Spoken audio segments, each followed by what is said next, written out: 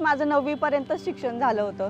त्या गावामध्ये म्हणजे शिकून देत नव्हते मुलींना, की एकदा मुलगी वयामध्ये आली की तिने नाही शिकलं पाहिजे, म्हणजे आता घरी बस बाई, घरची कामं शिक तू आणि तुझं लग्न लावून देतो. असं माझं 2005 मध्ये माझं लग्न लावून दिलं.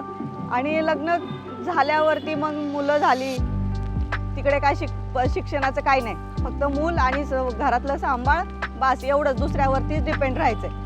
घरामध्ये भांडणं पण होते चालू, तर त्याच टेन्शनमधून चालले होते. 1-2 वेळा मी सुसाईड करायचा प्रयत्न पण केला, कि नाही आता मला जागायचंच नाहीये. ऐसी मेरी एक सहेली मुझे मिल गई और उसने बताया कि आदिति लर्निंग सेंटर नाम का कुछ संस्था है, उधर लड़कियों को पढ़ाते, मतलब मैरिज लड़की भी होगी तो उसको भी पढ़ाते। मतलब ऐसा पढ़ने का तो कुछ मेरे दिमाग में नहीं था, फिर भी मैं उधर गई और उधर जाने के बाद ना मुझे रियलाइज हो गया कि नहीं, मुझे पढ़ना चाहिए। The name Aditi means limitless, boundless and freedom. And so these seem to be appropriate for a center of this kind. जर समाज बदलायचा असेल, समाजाची मानसिकता बदलायची असेल, सायकी बदलायची असेल, तर खरंच स्त्री, घरातली स्त्री, मुलगी शिकली पाहिजे. आणि त्या शिक्षणामुळे ती जो विचार करायला लागते तो खूप महत्त्वाचा आहे. नुसतं शिकून उपयोग नाही, तर विचार करणे एखाद्या घटनेचा, असा प्रयत्न आपण इथे शाळेमध्ये करतो.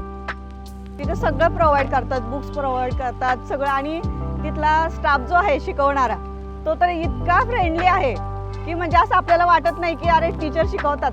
त्यामुळे शिकायला खूप छान वाटलं, आवड निर्माण झाली शिकण्याची. किंवा तिथे काही लेक्चर व्हायचे, त्या लेक्चरमधून पण आपल्याला प्रेरणा भेटायची की आता आपण पुढे शिकलं पाहिजे, काहीतरी केलं पाहिजे.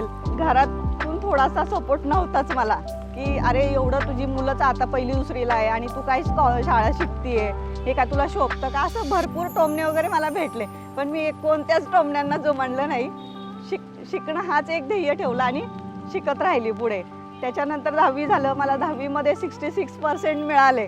त्यानंतर मग मी 12वीचं शिक्षण चालू केलं आणि मग पुढे गेली. ग्रॅज्युएशनला पण वाटलं आता नाही, थांबायचंच नाही. आदितीमध्येच माझं मी ठरवलं होतं गोल, की मला काहीतरी बनायचंच आहे आणि मी ते स्टॉप करणारच नाही. मग 11वी-12वी पण कॉलेज केलं, ग्रॅज्युएशन केलं. फिर मैंने सोचा मुझे लॉ करना है, लॉ करना है, ये मेरे दिमाग में आ गया.